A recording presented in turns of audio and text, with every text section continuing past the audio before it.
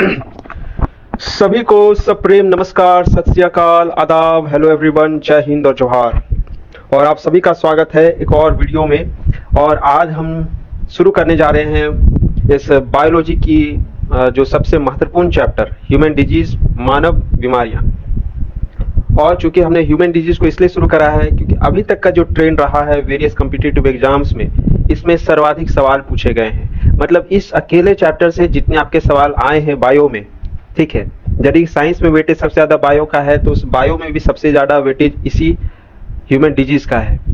और human disease में जितने भी सवाल आए हैं, समझिए कि इसका आधा भी सवाल किसी दूसरे चैप्टर से नहीं आया है, ठीक है। खासकर एसएससी एंड रेलवे एग्जाम्स जब से टीसीएस ले रही है, तो हम उसी ट्रेंड को फॉलो करते हुए हमने ह्यूमन डिजीज की पहले शुरुआत करी है, क्योंकि ताकि आपके ज्यादा से ज्यादा क्वेश्चंस आपके सॉल्व किए जा सके। और इसी क्रोनोलॉजिकल ऑर्डर में जो मतलब सिलसिलेवार तरीके से हम लोग आगे की चैप्टर की ओर भी बढ़ेंगे। तो चलिए बिना किसी अतिरिक्त समय जाया करते हुए हम आगे बढ़ते हैं। चलिए मित्रों, अब हम ह्यूमन डिजीज यानी मानव बीमारियां पढ़ाई शुरू करते हैं, ठीक है। तो जैसा कि हमने पिछले क्लास में देखा कि हमने इंट्रोडक्शन करा बायोलॉजी का, बोले तो ये जीव विज्ञान का, कि बायोलॉजी क्या होता है, कुछ उसके टर्म्स हो गए, ठीक है, उसके कुछ फेमस पर्सनैलिटीज हो गए। अब हम यहाँ पर स्पेसिफाइड एक चैप्टर की ओर अब हमारी शुरुआत करेंगे। तो हमारा जो आज का जो टॉपिक है, जो कि है ह्यूमन डिजीज। ह्यूमन डिजीज का मतलब होता है मानव बीमारियां। मानव बीमारियां,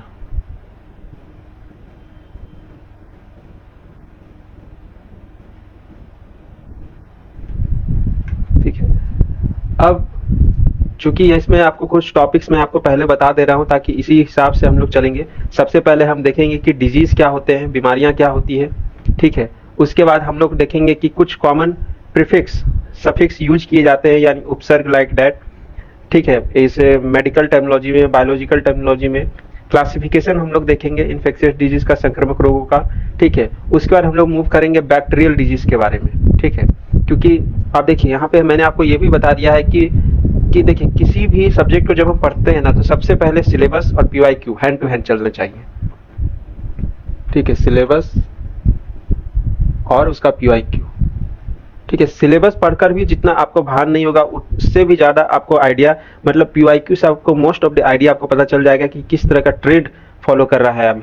क्योंकि सिलेबस में तो बहुत सारा कुछ है, लेकिन उस सिलेबस में भी कहाँ से वो चीजें को उठा रही है, जो आपके लिए क्वेश्चन जो भी बॉडी बना रही है, उससे आपको ये पता चलता है। तो इसीलिए देखिए, जो सबसे जो कॉमन सवाल बनते हैं, कॉजेटिव एजेंट्स यानी आपके किसी भी बीमारी के कारक कौन है, वाहक कौन है, उससे बनते हैं।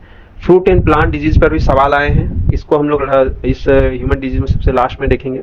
डेफिशिएंसी डिजीज, जो कि किसी प्रकार के आपके पोषण तत्व, न्यूट्रिशन एलिमेंट से जब आपकी किसी भी तरह की कमी होती है आपके शरीर में, तब जाकर ये मतलब बीमारियां होती है, ठीक है। और ये थोड़े से कम इंपॉर्टेंट में आप मान सकते हैं डिस्कवरी हो गया, इन्वेंशन हो गया। डिस्कवरी बोले तो मान लीजिए किसी डिजीज बैक्टीरिया का डिस्कवरी किसने किया, इन्वेंशन किसी वैक्सीनेशन का किसने इन्वेंशन किया, ठीक है। वैक्सीन पढ़ेंगे। अफेक्टेड बॉडी पार्ट्स, किसी बीमारी में कौन सा जो हमारा शरीर का अंग प्रभावित होता है।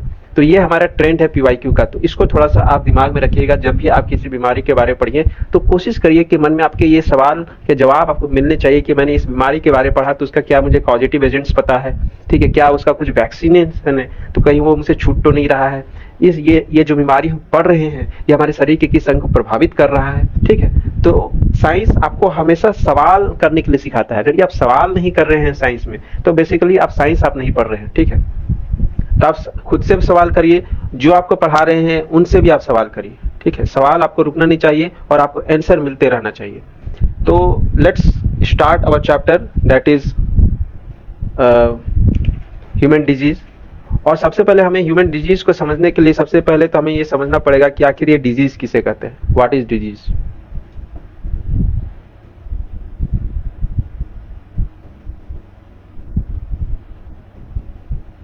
डिजीज अपने आप में क्या है, देखिए डिजीज को जब आप तोड़िएगा, ठीक है, हम किसी भी शब्द को जब तोड़ते हैं तो ये दो शब्दों से बना हुआ है, डिज प्लस इज।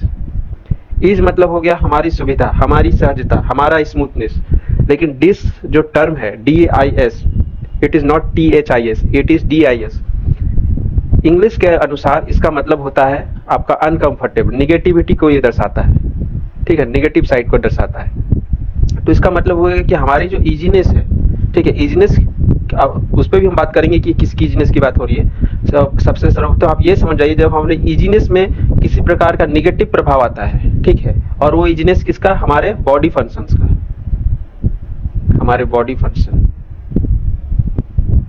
यानी हमारी मानव प्रक्रिया, शारीरिक प्रक्रिया जो होती है।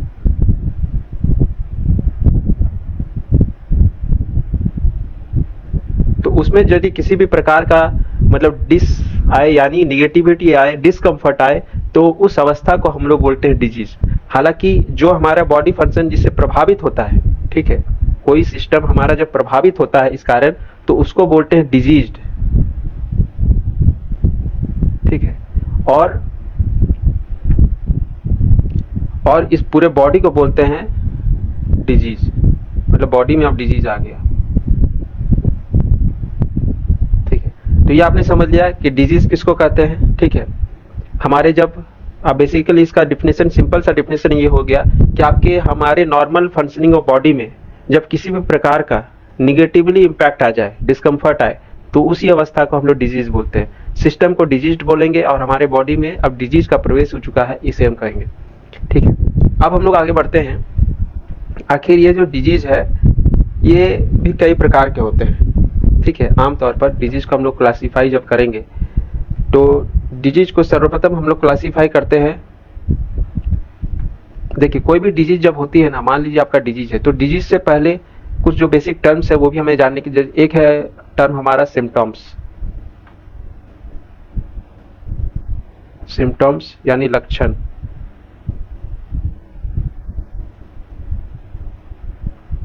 ठीक है। सिम्टम्स, लक्षण क्या होते हैं? देखिए, किसी भी बीमारी पर पहुंचने से पहले यानी किसी भी बीमार होने से पहले हमारे शरीर में कुछ लक्षण यानी कुछ साइंस दिखते हैं, ठीक है। देखिएगा, आप जब रोड में चलते हो तो आपको कुछ चिन्ह दिखता है, आप किसी से बात कर रहे हो तो हो सकता है उसका कुछ साइन दिखता है, समझ जाते हो ये इंसान गुस्सा है कि खुश है। ठीक उसी प्रकार से हमारा बॉडी फंक्शन जब प्रभावित होता है तो हमें कुछ शुरुआती लक्षण दिखाई देता है, शुरुआती साइन दिखाई देता है। तो इनिशियल साइंस यानी इनिशियल बोले तो शुरुआती लक्षण, इनिशियल साइन बिफोर डिजीज, ठीक है। तो शुरुआती जो भी मतलब साइन जो हमारे बॉडी में ऑकर होता है डिजीज के होने पर, तो उसे हम लोग सिम्टम्स बोलते हैं, ठीक है।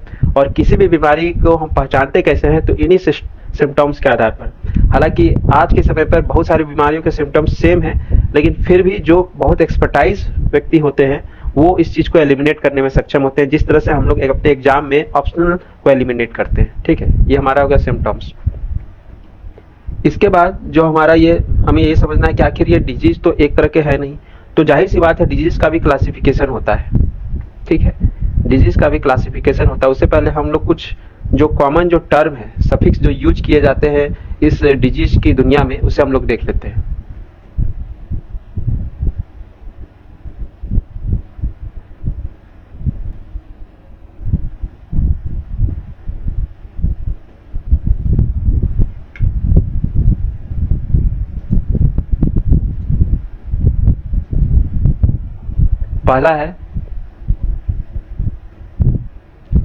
पहला है जैसे आइटिस।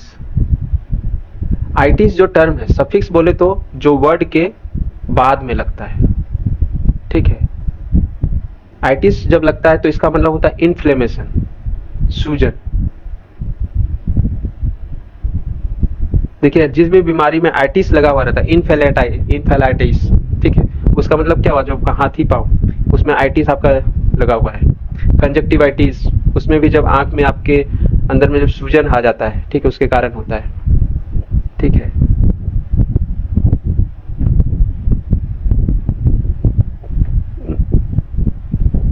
अगला है हमारा सिस। सिस का मतलब होता है कि किसी भी बीमारी का जो कंडीशन होता है, उसकी स्टेट होती है, उसको हम लोग सिस मतलब सिस का उसमें सफिक्स का इस्तेमाल करते हैं। दूसरा जैसे जेन, GEN, इसका मतलब होता है फैक्टर रिस्पॉन्सिबल फॉर जनरेशन। जब ये किसी वर्ड पे जुड़ जाता है तो इसका मतलब ये होता है कि वो फलाना फैक्टर उस डिजीज के मतलब उत्पत्ति के लिए मतलब जिम्मेदार है। और एक होता है आपका ओमा। ओमा का मतलब होता है किसी प्रकार का ट्यूमर को हम रिप्रेजेंट करना है, बताना है, या मास और फ्लूइड का जब एक जगह जमाव हो जाता है, ठीक है, जैसे ग्लूकोमा। ठीक है, दीज आर द एग्जाम्पल। ये तो हमारे हो गए कुछ सफिक्स। अब कुछ देखते हैं हम लोग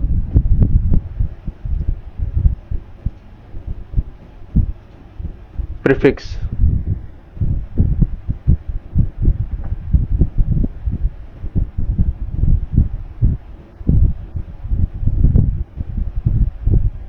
प्रीफिक्स का मतलब हो गया कि वो शब्दों के पहले लगते हैं। ठीक है, वो शब्दों के पहले लगते हैं। अब इसमें जैसे एक होता है हाइपो।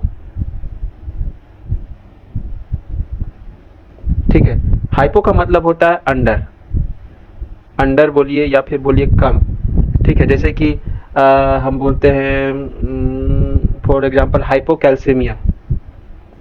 हाइपोकैल्सीमिया इसका मतलब हो गया, हाइपो का मतलब क्या हो गया, अंडर, कम, ये न्यूनता मतलब कमी को दर्शाता है। इसका मतलब आपके बॉडी में वो अवस्था जब हमारे ब्लड में कैल्शियम की कमी हो। ठीक है, दूसरा है हाइपर।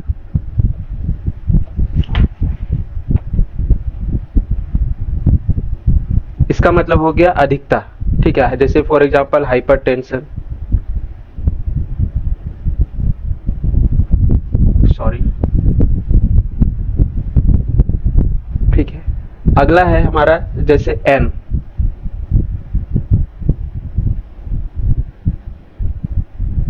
एन का मतलब होता है ये एब्सेंस को दर्शाता है। ठीक है, उसकी अनुपस्थिति को। जैसे एक कॉमन बीमारी आपने सुनी होगी एनीमिया।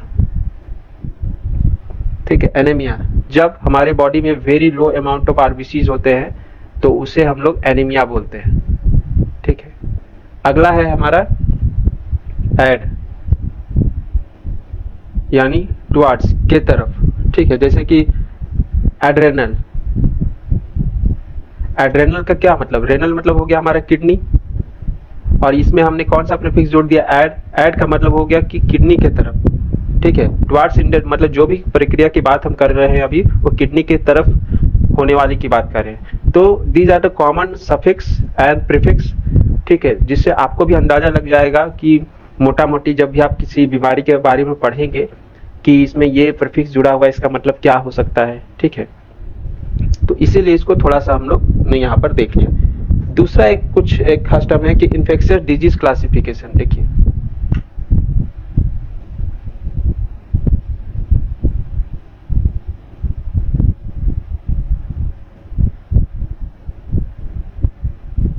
ये है आपका संक्रामक बीमारियां जो होती है वो कैसे फैलती है। जैसे पहला है हमारा इंडेमिक। इंडेमिक का मतलब होता है जब ये किसी रीजन में फैलता हो, किसी एक पार्टिकुलर क्षेत्र में फैलता हो। ठीक है, देखिए मतलब सबसे बड़ा तो स्पोरेडिक है।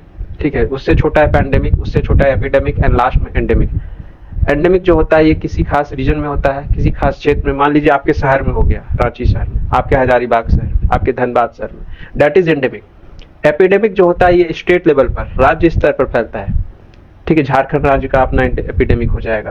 ठीक है, कोई बीमारी मतलब सिर्फ झारखंड राज्य में है तो उसके लिए हम एपिडेमिक का इस्तेमाल करेंगे। कोई बीमारी उड़ीसा राज्य में है तो उसके लिए एपिडेमिक का इस्तेमाल करेंगे। Pandemic stands for the country, देश के लिए, पूरे देशव्यापी के लिए इस्तेमाल होता है। मान लीजिए कोई ऐसी बीमारी जो पूरे भारत वर्ष में फैल चुकी है। ठीक है, मतलब ऐसी बीमारी जो भारत में ही है, किसी पार्टिकुलर देश में ही है, तो दैट इज पैंडेमिक। और स्पेरेडिक का मतलब होता है कि पूरे विश्व में, होल वर्ल्ड।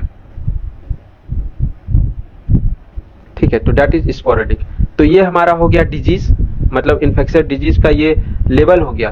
पहले लेवल पे एंडेमिक होता है, फिर वो एपिडेमिक का रूप लेता है, फिर वो पैंडेमिक का रूप लेता है, फिर वो स्पोरेडिक का रूप लेता है। ठीक है, दैट इज 1 2 3 एंड 4। ठीक है, ये तो हमारा हो गया ये इन्फेक्शियस डिजीज का ये जो लेवल हो गया। अब हम लोग आगे बढ़ते हैं, चूंकि अब हम लोग डिजीज के बारे में पढ़ रहे हैं तो डिजीज का अपना क्लासिफिकेशन होता है, कितने प्रकार के डिजीज होते हैं। ठीक है, उनके बारे में हम लोग यहाँ पर थोड़ा देखने का प्रयास करेंगे।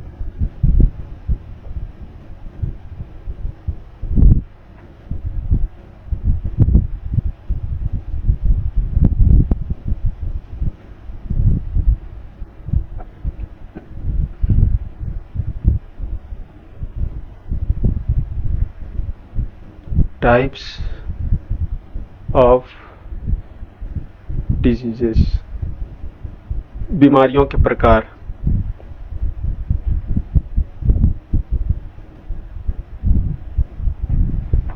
बीमारी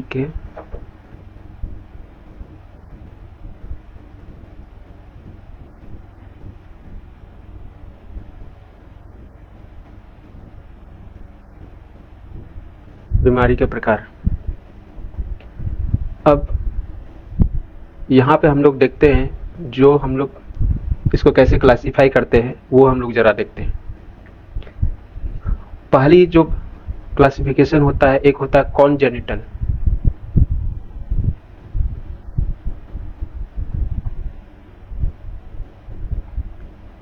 कॉन्जेनिटल। दूसरा होता है हमारा एक्वायर्ड। ठीक है, तो अधिकांश जो बीमारियां होती है जनरली एक्वायर्ड ही होती है। कॉन्जेनिटल मतलब जिसको क्या कहते हैं हम लोग हिंदी में जन्मजात रोग। ठीक है, मतलब जो बाय बर्थ ही होता है। एक्वायर्ड मतलब होता है उपार्जित, तो मतलब जन्म के, मतलब ये तो बहुत शुद्ध हिंदी हो गया, लेकिन इसका आम मतलब होता है जन्म के बाद जो बीमारियां होती है, मतलब जो जन्म से ही डायरेक्ट नहीं होती है। जन्मजात मतलब हो गया आप पैदा हुए हैं, अब बीमारी लेकर पैदा हुए हैं। उपार्जित मतलब जन्म होने के बाद, अब वो चाहे 1 महीने बाद हो, 2 महीने बाद हो, that will come under this acquired category. ठीक है, और कॉन्जेनिटल के, ये कॉन्जेनिटल का मतलब हो गया बाय बर्थ। ठीक है, जन्म के समय से ही।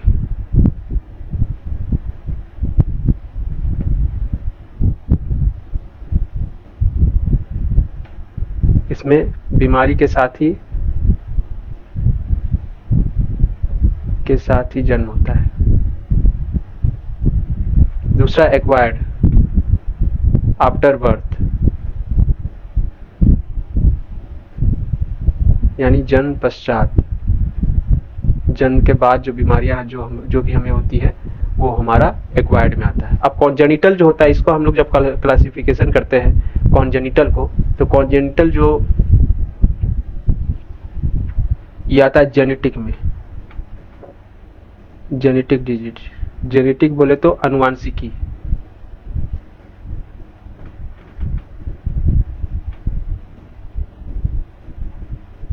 ठीक है, इसका मतलब ये हो गया 1 जनरेशन टू अनदर जो ट्रांसफर होता है।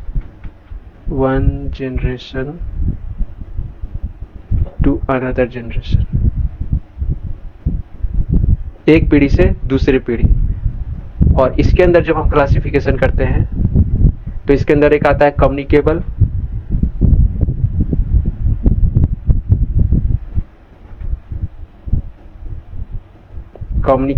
एंड जिसे कि हम लोग संक्रामक रोग भी बोलते हैं, संक्रामक। और दूसरा होता है नॉन कम्युनिकेबल।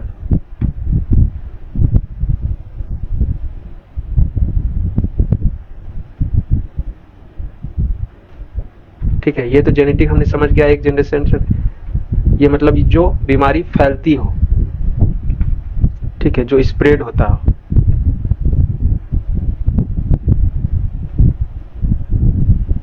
फैलना, ये जो नहीं फैलती है।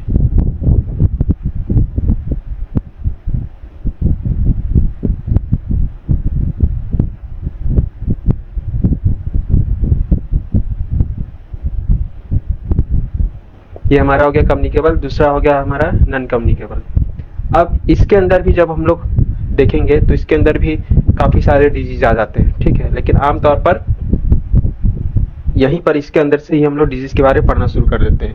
एक और टाइप्स ऑफ डिजीज होता है, दैट इज, देखिए कम्युनिकेबल डिजीज तो हो गया आपका एक से दूसरे व्यक्ति में फैल सकता है। ठीक है, किसी भी माध्यम से, चाहे वो एयर का हो, इसमें जो माध्यम जो बनते हैं एयर, वाटर, ठीक है, या फूड, इसमें माध्यम आपके बन सकते हैं। नॉन कम्युनिकेबल जो होता है ये तो फैलता नहीं है एक दूसरे से, ये बेसिकली होता है हमारे मैलफंक्शनिंग ऑफ बॉडी के कारण। मैलफंक्शन ऑर्गन, जब हमारे किसी बॉडी ऑर्गन में किसी प्रकार की कमी आ जाती है तो जिस कारण हमारा नॉन कम्युनिकेबल डिजीज होता है। एक और डिजीज होता है that is according to time disease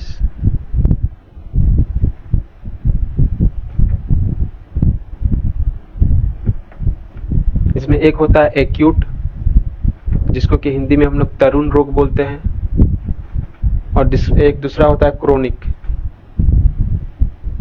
जिसमें कि दीर्घकालिक रोग आते हैं।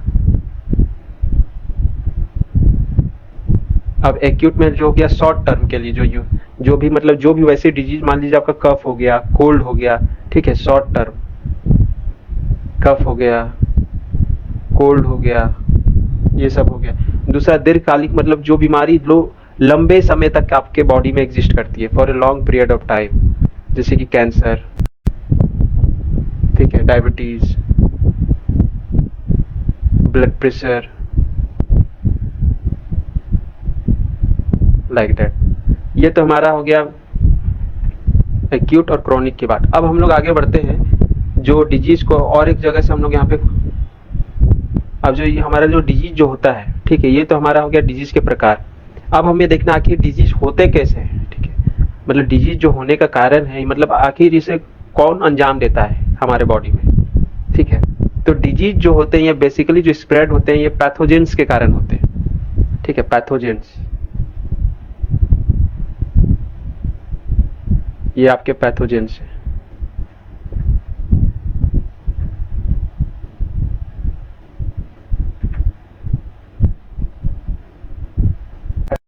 पैथोजेंस क्या होते हैं? पैथोजेंस जो होते हैं इसका हिंदी रूप होता है, हिंदी का मतलब होता है कारक,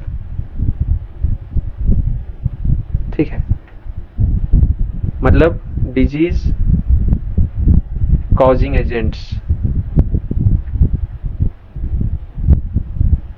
ठीक है, जो भी कारक डिजीज को, बीमारी को अंजाम देते हैं हमारे शरीर में, दैट आर कॉल्ड पैथोजेंस। और ये बेसिकली क्या होते हैं? माइक्रो ऑर्गेनिजम्स होते हैं, सूक्ष्म माइक्रो ऑर्गेनिज्म, मतलब जिसको कि आप इवन नंगी आंख से भी नहीं, आपको इसको देखने के लिए माइक्रोस्कोप का इस्तेमाल करना पड़ेगा, ठीक है। और इसमें कौन कौन होते हैं? पहला तो एक वायरस होता है जो कि वायरल डिजीज को अंजाम देते हैं, बैक्टीरिया से बैक्टीरियल डिजीज होता है, ठीक है, एक पैरासाइट्स जो कि पैरासिटिक डिजीज देते हैं, फंगाई जो कि फंगल डिजीज देते हैं, ठीक है। तो इसका कितने प्रकार के होते हैं? ये बेसिकली 5 हमें जो पढ़ने, जो एग्जाम में आमतौर पर हमें पूछे जाते हैं।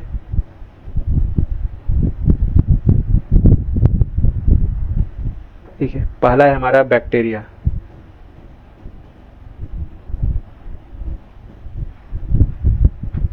दूसरा है आपका वायरस,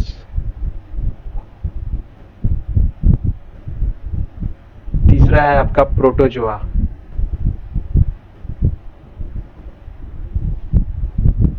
चौथा है आपका फंगाई, और लास्ट में आपका आता है वॉर्म्स, ठीक है। बैक्टीरिया से आपका बैक्टीरियल डिजीज होगा, वायरस से आपका वायरल डिजीज होगा, प्रोटोजोआ से प्रोटोजोआन डिजीज होगा, फंगाई से फंगल डिजीज होते हैं, वर्म से आपका वर्म डिजीज होता है, ठीक है। अब चूंकि हम लोग शुरुआत करेंगे सर्वप्रथम इस बैक्टीरियल डिजीज से, ठीक है, बैक्टीरियल डिजीज।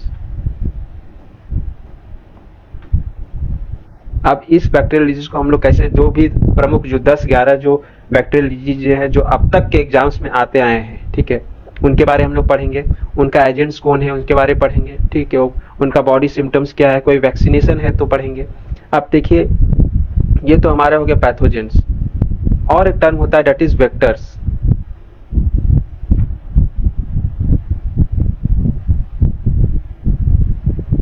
वेक्टर्स का मतलब होता है हिंदी में वाहक, एक है कारक, दूसरा है वाहक। वाहक बोले तो जो उस पैथोजेंस को एक जगह से दूसरी जगह या एक इंसान से दूसरे इंसान में ले जाने का काम करता है, ठीक है, दैट इज कॉल्ड वेक्टर्स, वाहक, ठीक है। सपोज हम इंसान हैं, हम एक गाड़ी में बैठे हुए हैं, हमें कहीं जाना है किसी के घर में, तो वी आर लाइक पैथोजेंस, हम हैं कारक, और जिस पर चढ़कर हम जा रहे हैं दैट इज है वाहक। वाहक बोले तो वेक्टर्स और कारक बोले तो पैथोजेंस। ठीक उसी प्रकार से इन जितने भी पैथोजेंस जो हमने आपको ऊपर बताए, इनको ले जाने वाला कौन होता है? वेक्टर्स। यानी वेक्टर्स नहीं होंगे तो ये मतलब हमारे पास नहीं पहुंच पाएंगे। इसीलिए आपको कहा जाता है कि ठंड के बरसात के मौसम में कि पानी का जमाव ना होने दें। क्यों कहा जाता है? क्योंकि वो जो वेक्टर्स जो होता है, जो मॉस्किटोज जो होता है, ठीक है, वो एक आदमी को काटा, उसने कहीं से जन्म उठा के लाया, दूसरे आदमी को काटा, इसी कारण से हमारे बॉडी जो कि डिजीज में आती है, बीमारी को मतलब ग्रस्त होती है। ठीक है, तो ये हमारा हो गया एक बेसिक अंतर हो गया। पैथोजेंस किसको कहते हैं, वेक्टर्स किसको बोलते हैं। ठीक है, इसको आप समझ सकते हैं, pathogen carrying organisms, pathogens carrying organism.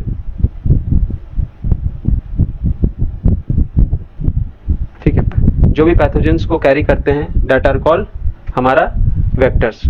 अब हम लोग शुरुआत करते हैं क्या कि जो हमारे बॉडीज में आमतौर पर जो डिजीज जो होता है वो क्यों होता है। डिजीज होने के मतलब बहुत सारे कारण हैं, लेकिन जो प्रमुख जो दो कारण जो है, ठीक है, जो प्रमुख जो दो कारण है, एक तो हमारा हेरिडेटरी होता है, जेनेटिक, ठीक है, जो इसके बारे में हमने आपको बता दिया।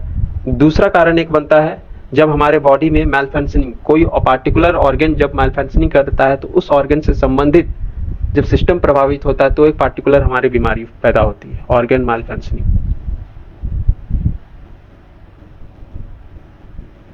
ठीक है, जैसे आपका इंसुलिन का जब इम्पैक्ट पड़ता है तो हमारा डायबिटीज होता है। ठीक है, WBC प्रभावित होता है तब कैंसर रोग होता है, तो लाइक दैट। अब ये जो वेक्टर्स होते हैं, इसमें जो बैक्टीरिया हो गया, वायरस हो गया, प्रोटोजोआ हो गया, ये इनका भी एक अलग अलग तरीका होता है, मतलब इंसानी शरीर में प्रवेश कर कर ये अलग अलग तरीके से कार्य करते हैं और ये डिजीज को पहुंचाते हैं। ठीक है, मान लीजिए सपोज ये आपका इंसान शरीर है,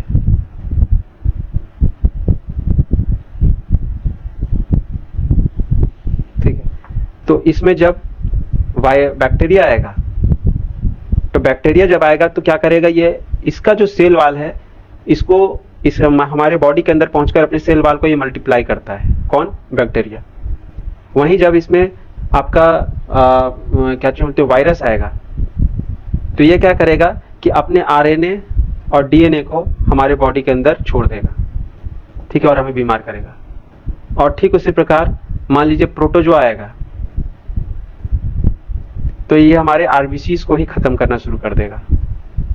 ठीक है, तो मतलब हर एक जो माइक्रो ऑर्गेनिज्म होता है उनकी जो शैली होती है वो अलग अलग होती है कि किस प्रकार से वो मतलब बीमारी को हमारे अंदर फैलाएंगे, लेकिन अंततः वो बीमारी को ही फैलाएंगे, बस उनका तरीका थोड़ा अलग होगा। ठीक है, तो इस पर भी सवाल आपके पूछे जाते हैं कि बैक्टीरिया सेल वाल को मल्टीप्लाई करता है, ठीक है, वायरस अपने RNA DNA को बॉडी के अंदर छोड़ता है, एंड प्रोटोजोआ हमारे बॉडी के अंदर के RBCs को समाप्त करता है, उसको खत्म करने पर तुला पड़ता है।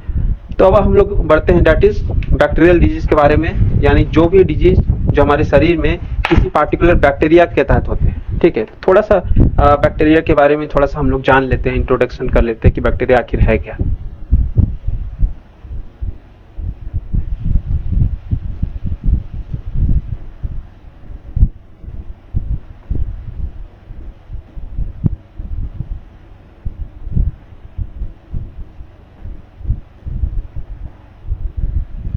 ठीक है, बैक्टीरिया से ही हमें बैक्टीरियल डिजीज होते हैं।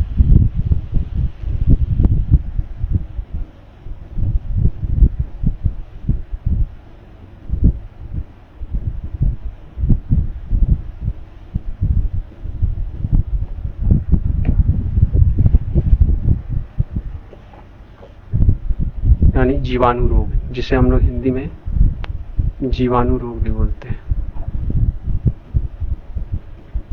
ठीक है, अब बैक्टीरिया बेसिकली दो प्रकार के होते हैं। एक आपका होता है एनेरोबिक, एक आपका होता है एरोबिक। ये आपने पढ़ा होगा। एन का मतलब देखिए यहाँ पे फिर से चीजें आ गई। एन का मतलब होता है अब्सेंस, और एरोबिक यहाँ पर एयर को रिप्रेजेंट कर रहा है। ए का मतलब हो गया यहाँ पे प्रेजेंस। तो वैसे बैक्टीरिया जिनको कि सस्टेन करने के लिए ऑक्सीजन की आवश्यकता होती है, O2 की आवश्यकता होती है, उन्हें हम लोग एरोबिक बैक्टीरिया बोलेंगे। और जिनको सस्टेन करने के लिए O2 की आवश्यकता नहीं पड़ती है, that is called anaerobic bacteria. ठीक है, अब ये जो बैक्टीरिया है इसका जो डिस्कवरी करने वाले थे डिस्कवरी करने वाले थे, that is Anton van Leeuwenhoek. Anton van ल्यूवेनवॉक।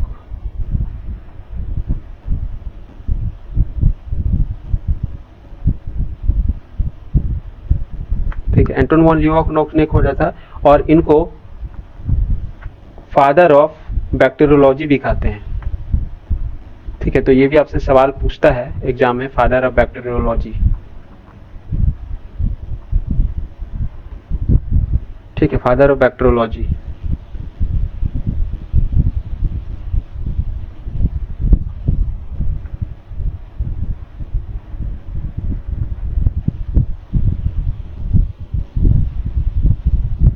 दूसरा, ये कंपाउंड माइक्रोस्कोप को भी इन्होंने मतलब उसकी मतलब आविष्कार करा था।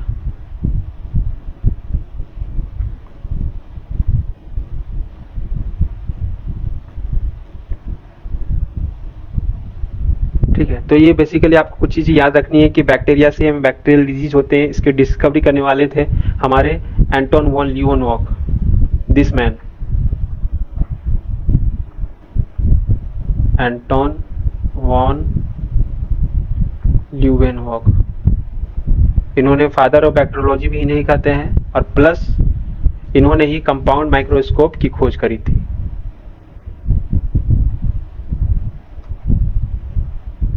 ठीक है, अब सबसे पहले हम लोग डिजीज के बारे में देखते हैं। पहला जो डिजीज है दैट इज प्लेग।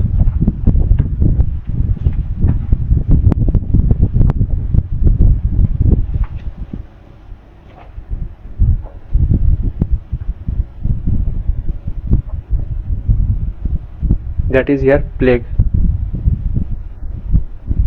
ठीक है, प्लेग जो डिजीज है इसका जो कॉजेटिव एजेंट होता है उसका नाम होता है पैस्टोरेला पेस्टिस। कॉजेटिव एजेंट्स बोलिए या पैथोजेंस, ये आपको अंडरस्टूड अप करना है। ठीक है, जब तक ये चैप्टर चलेगा आपको समझ जाना है। यदि मैंने बोला कॉज्ड बाय, ठीक है, तो इसका मतलब है कॉज्ड बाय, यानी मैं पैथोजेंस के बारे में बात कर रहा हूं। और वेक्टर्स तो आपको पता ही होगा कि बाहर। ठीक है, पैस्टोरेला पेस्टिस। ठीक है, या फिर और एक है इसका दैट इज यर्सिना पेस्टिस, इसी का दूसरा नाम है। ठीक है, एक चीज इसमें याद रखना है। दूसरा बस याद रखना है कि इसका जो वेक्टर होता है दैट इज रोडेंट्स, यानी जनरली माउस होते हैं, रैट्स। और ये जो डिजीज जो है सर्वप्रथम जो फैली थी दैट इज फ्रॉम चाइना। ठीक है, और आमतौर पर 3 प्रकार के प्लेग होते हैं, एक बुबोनिक, दूसरा septicaemic and third one is pneumonic. Bubonic जो होता है ये सर्व मतलब मोस्ट कॉमन ये मतलब टाइप ऑफ प्लेग है और इसमें सबसे जो खतरनाक होता है दैट इज न्यूमोनिक, मतलब इसको तो डेडली प्लेग भी कहा जाता है। ठीक है, जो मात्र आपके एयर ड्रॉपलेट से, जब एयर ड्रॉपलेट से जा रहा है इसका मतलब that is a communicable type of disease. और एक होता है जो कि सेप्टिसेमिक, जो कि हमारे स्किन को प्रभावित करता है। तो ठीक है, तो it is the most dangerous.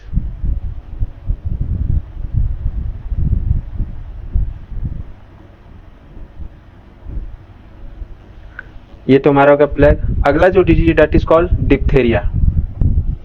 ये देखिए डिप्थेरिया, आपको देखने के समझ में आ गया, यानी कहीं ना कहीं ये हमारे मुख से संबंधित है। ठीक है, दैट इज डिप्थेरिया। डिप्थेरिया में बेसिकली डिप्थेरिया को और एक चीज, इसका जो दूसरा नाम है दैट इज चाइल्डहुड डिजीज। इसका जो दूसरा नाम है दैट इज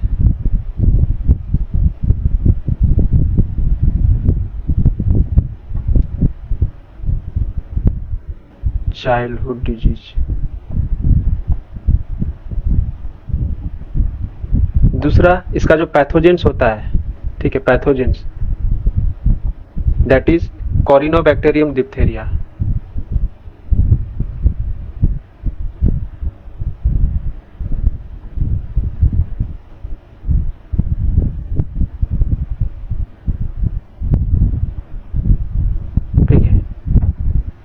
कॉरिनाबैक्टीरियम देखा, ये बेसिकली हमारा जो नेक वाला पोर्शन है, ठीक है, वहां पे ये प्रभावित करता है। देखिए जो अंदर में जो गर्दन वाला पोर्शन है, यहाँ पे एक फॉल्स मेम्ब्रेन प्रोड्यूस हो जाता है, दैट इज लाइक दैट, जिसके कारण हमारा जो अंग है ये प्रभावित हो, यानी बेसिकली ये हमारे नेक को प्रभावित करता है, ठीक है, गर्दन को। दूसरा, इसका जो वैक्सीन यूज होता है दैट इज डीपीटी, ये काफी पॉपुलर वैक्सीन है डीपीटी, यानी डिप्थेरिया, पर्ट्यूसिस एंड टेटनस। इसमें बच्चों को इन तीनों ही चीजों के लिए इसमें वैक्सीनेशन दिया जाता है, ठीक है, डिप्थेरिया, पर्ट्यूसिस, टेटनस। इसमें बेसिकली क्या होता है, टोटल आपको इसमें 7 वैक्सीन पड़ते हैं, टोटल 7 वैक्सीन पड़ते हैं। और जो पहले जो 6 वैक्सीन होते हैं फर्स्ट 6 वीक में, जब बच्चा जन्म लेता है तब वो पड़ जाता है, और दूसरा अंतिम जो वैक्सीन उसको पड़ता है that is at the 11 and 12 years, ठीक है। तो टोटल मिला के उसको 7 वैक्सीन मिलते हैं।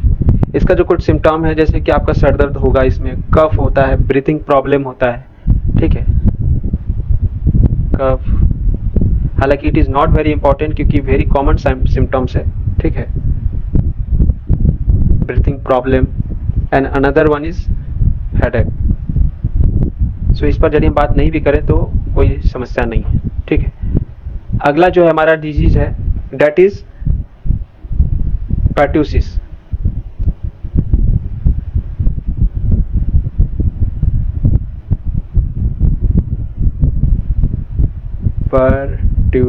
पर्ट्यूसिस को हम लोग वूफिंग कफ भी बोलते हैं,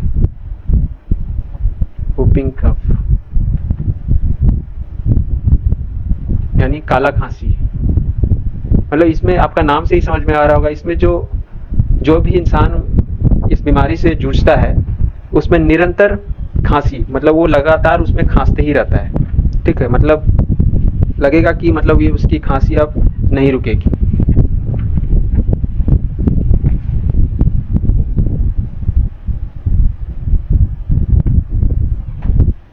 इसके जो एजेंट्स होते हैं, पैथोजेंस होते हैं, इसके जो पैथोजेंस होते हैं दैट इज बॉर्डटेला पर्ट्यूसिस, ठीक है, बॉर्डटेला पर्ट्यूसिस। और एक होता है इसका हेमोफिलिस पर्ट्यूसिस, हेमोफिलिस पर्ट्यूसिस, ठीक है, दोनों में से जो भी आ जाए, ठीक है। इसमें जो रोकथाम के लिए जो वैक्सीनेशन जो इस्तेमाल में की जाती है, एक होता है डी टैप, ठीक है, और एक होता है टी टैप। एक जो वैक्सीनेशन जो कि चिल्ड्रन को दी जाती है और एक जो एडल्ट को दी जाती है। तो इसको याद करने का बस यही तरीका है कि D4 चिल्ड्रन हमें कैसे याद रखेगा, तो D4 आप याद रखिएगा कि D4 डायपर भी होता है जो कि बच्चों को ही जनरली पहनाते हैं, ठीक है। तो इसीलिए चिल्ड्रन के लिए होगा और दूसरा होगा टी टैप फॉर एडल्ट के लिए होगा। ये हमारा हो गया पर्ट्यूसिस। अगली जो बीमारी है दैट इज टेटनस।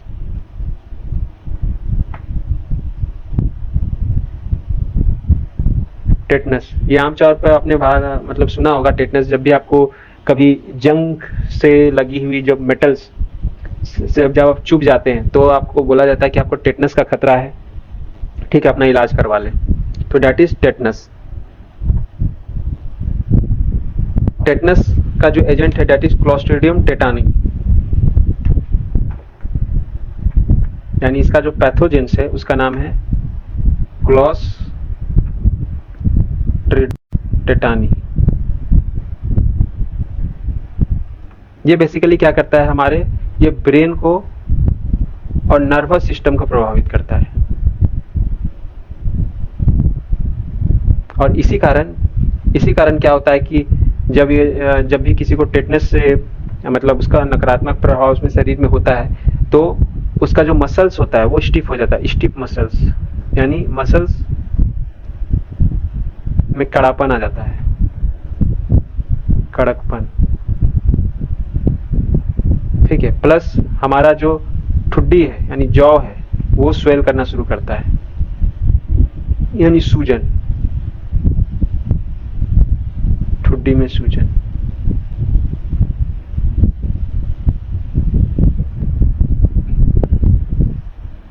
ये तो हमारा हो गया टेटनस। और इसका जनरली इसका जो इंक्यूबेशन पीरियड रहता है, यानी जब भी आपको लगता है कि आपको कुछ वैसे पार्टिकल से आप मतलब इंजेक्टेड हो गए, चोटिल हुए हो, तो ये कहा जाता है कि 24 घंटे के अंदर, 24 आवर्स के अंदर आपको एटीएस वैक्सीनेशन लेना है। That stands for anti tetanus serum.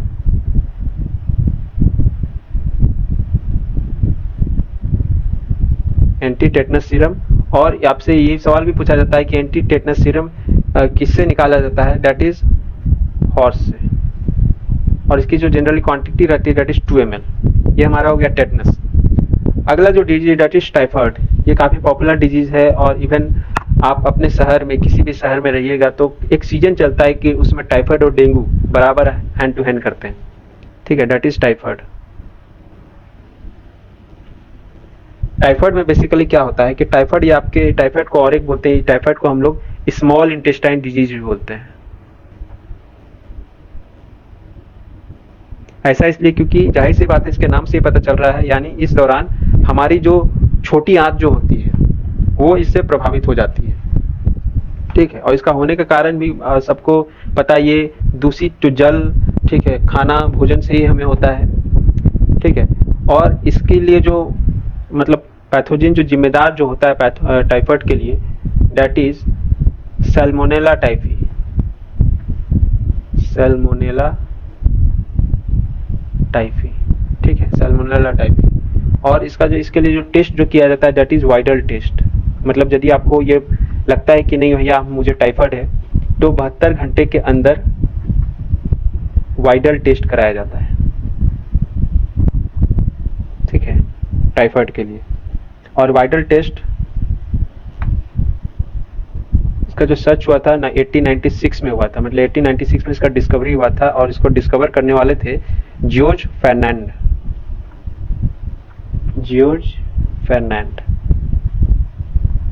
ये हमारा हो गया टाइफाइड। और एक चीज याद रखिएगा, टाइफाइड के लिए वैक्सीनेशन इस्तेमाल में होती है, दैट इज टैब वैक्सीन। ये तो हमारा टेस्ट हो गया, लेकिन जब वैक्सीन की बात आएगी तो दैट इज टैब वैक्सीन। ये हमारा हो गया टाइफाइड। अगला जो डिजीज है हमारा that is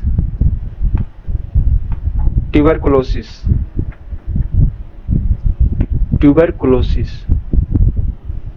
that is our 6th disease.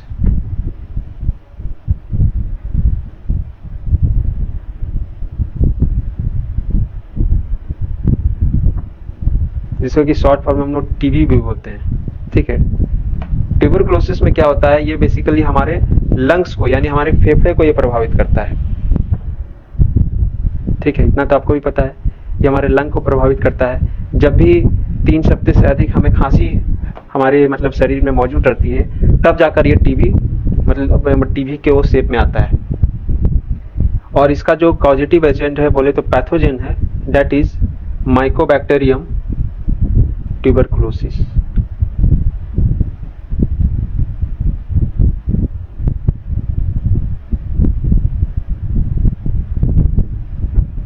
और इसकी जो डिस्कवरी करने वाले थे दैट इज रॉबर्ट कोच।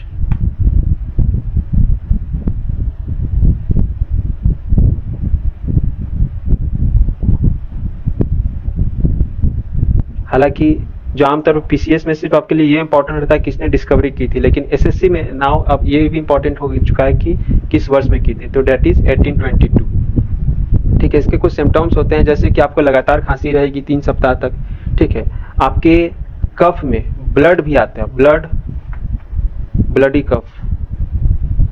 ठीक है, यानी खून पास होगा आपके कफ से। ठीक है, और इसका जो वैक्सीनेशन होता है जो नहीं दिया जाता है दैट इज विदिन 6 months, 6 महीने के अंदर। और इस वैक्सीन का नाम है बीसीजी, जिसे कि हम लोग बैसिलस कैलमेट ग्वेरिन बोलते हैं।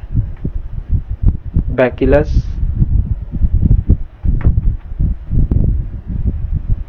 कैलमेट ग्वेरिन। चूंकि ये इनको खोजने वाले जो थे वो बैसिलस कैलमेट ही थे, इसीलिए इसका नाम भी बैसिलस कैलमेट ग्वेरिन के ही नाम पर पड़ गया। तो ये हमारा हो गया ट्यूबरकुलोसिस। और ये तो हमारा हो गया वैक्सीनेशन। वैक्सीनेशन मतलब है आपका प्रिवेंशन, आप क्या बचाव अपना रहे हैं। लेकिन यदि मान लीजिए बीमारी हो जाती है तो उसके लिए फिर हमें डॉट नामक ट्रीटमेंट चलाया जाता है, ठीक है। ये इसका क्योर, मतलब जब बीमारी होने के बाद ये 6 महीने का ये कोर्स होता है, ठीक है। That is for tuberculosis. तो ये अभी तक हमने 6 टोटल बैक्टीरियल डिजीज देखे, उसके बाद भी हमें 5-6 डिजीज और भी देखने हैं, ठीक है। चूंकि ये क्लास फिर काफी लंबा हो जाएगा, इसीलिए हम इस क्लास को आज हम लोग यहीं पर समाप्त करते हैं। उससे पहले कुछ चीजें हम लोग यहाँ पर एक बार फिर से थोड़ा सा रिवाइज कर लेते हैं, ठीक है, इस टेबल के सहारे। जैसे प्लेग के बारे हमने आपको बताया कि प्लेग के जो पैथोजेंस का नाम है पैस्चुरिला पेस्टिस, ठीक है। इससे हमारा जो कौन सा पार्ट इफेक्ट होता है, तो डेट इज, एक तो हमारा हो गया, देखिए हमने आपको बताया यहाँ पर, एक तो हमारा हो गया स्किन। आमतौर पे ये हमारे स्किन को ही प्रभावित करता है, ठीक है। और इसके लिए वैसी कोई वैक्सीनेशन तो मौजूद नहीं है, ठीक है। इसको एजेंट जो होते हैं, इसके जो वेक्टर्स होते हैं वो माउस होते हैं, ठीक है। ये सर्वप्रथम जो फैला था ये बीमारी, ये चाइना में फैला था, ठीक है। डिप्थेरिया आ जाइए। डिप्थेरिया बोले तो इसका जो पैथोजन का नाम है दैट इज कोरिनोबैक्टीरियम, कोरिनेबैक्टीरियम डिप्थेरिया,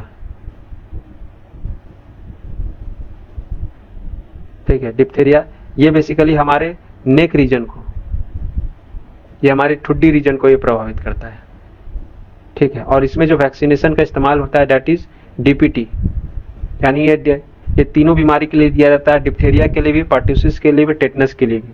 और इसका जो देने का प्रक्रिया क्या होता है, ये इसमें टोटल 7 वैक्सीन पड़ते हैं। आपसे पूछ सकता है डीपीटी में कितने वैक्सीन पड़ते हैं, 7 वैक्सीन।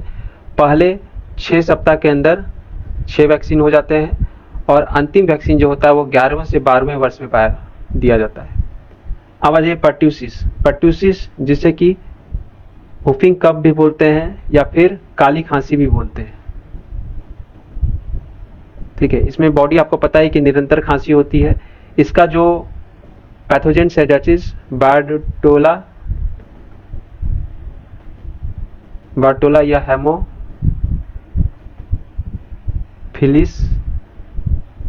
पर्ट्यूसिस, ठीक है। इसमें बेसिकली जो हमारा, जो जाहिर सी बात है खांसी, यानी हमारा नेक रीजन प्रभावित होता है। इसमें भी 2 वैक्सीन होते हैं, एक होता है डी टैप फॉर चिल्ड्रेन और टी टैप फॉर एडल्ट। अगला है टेटनस। इसका जो पैथोजिन है हमने बताया क्लोस्ट्रीडियम टेटानी, ठीक है। इसमें हमारा क्या होता है कि मसल्स स्टफ हो जाता है, हमारा बेसिकली जॉ यानी हमारा ठुड्डी प्रभावित होता है, ठीक है। और ये तो आपका वैक्सीनेशन डीपीटी के तहत ही आता है। लेकिन यदि आपको हो जाए, आपको लगे कि नहीं हम टेटनस से प्रभावित हो सकते हैं, तो क्योर के लिए, तुरंत बचाव के लिए विदिन 24 घंटे के अंदर हमें एंटी टेटनस सीरम लेना पड़ता है 2 ml की क्वांटिटी में। और ये जो सीरम है ये निकाला जाता है आपके हॉर्स के द्वारा, ठीक है। अगला है हमारा टाइफाइड। टाइफाइड का जो पैथोजन का नाम है दैट इज सैल्मोनेला टाइफी, हमने हमको बताया, ठीक है। इसको हम लोग स्मॉल इंटेस्टाइन डिजीज भी बोलते हैं। क्यों? क्योंकि इससे हमारी छोटी आंत प्रभावित होती है, ठीक है। और ये स्मॉल इंटेस्टाइन को प्रभावित करता है, ठीक है, टाइफाइड। और इसके लिए वैक्सीनेशन का इस्तेमाल होता है दैट इज टैब। वाइल यदि आपको बीमारी हो जाए तो आपको 72 घंटे के अंदर वाइडल टेस्ट कराने की आवश्यकता होती है। इसके बाद हमने देखा ट्यूबरकुलोसिस, ठीक है। ट्यूबरकुलोसिस जिसकी कि हम लोग शॉर्ट फॉर्म में टीबी भी बोलते हैं। इसके जो बैक्टीरिया का नाम है दैट इज माइकोबैक्टीरियम ट्यूबरकुलोसिस, ठीक है। इससे हमारा लंग प्रभावित होता है। क्यों? क्योंकि ये आमतौर पर जब 3 सप्ताह तक आपको खांसी रह जाती है तो ये फेफड़े को प्रभावित करना शुरू होता है, जिसके कारण हमें ट्यूबरकुलोसिस होती है। इसके लिए जो वैक्सीनेशन जो दिया जाता है दैट इज बैकिलस कैलमेट ग्वेरिन दिया जाता है, ठीक है, बैकिलस। और ये 6 मंथ तक के बच्चों के लिए होता है ये वैक्सीन, मतलब जब तक बच्चे की आयु 6 महीने तक है तब तक हम उसे ये बीसीजी वैक्सीनेशन दे सकते हैं। और चूंकि इसके जो आविष्कारक थे, इसको खोजने वाले थे, दैट इज बैसिलस कैलमेट थे, इसलिए उनके नाम पर इसका वैक्सीनेशन का नाम पड़ा है। ठीक है, एज ए ट्रिब्यूट हम लोग मतलब नाम रखते हैं कुछ भी चीज का, जो भी व्यक्ति उस चीज को खोजता है।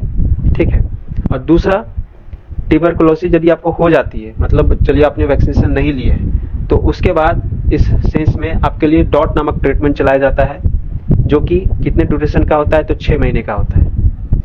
तो देखिए यहाँ पे सवाल कैसे बनते हैं। ट्यूबरकुलोसिस से आपको पूछा है कि वैक्सीनेशन कौन होता है, तो बीसीजी होता है। बीसीजी के आविष्कारक कौन थे? ठीक है, बीसीजी का फुल फॉर्म आपसे पूछ सकता है। ठीक है, आपसे ये पूछ सकता है ट्यूबरकुलोसिस के लिए, क्योर के लिए, उपचार में कौन सा ट्रीटमेंट यूज होता है, तो डेट इज डॉट।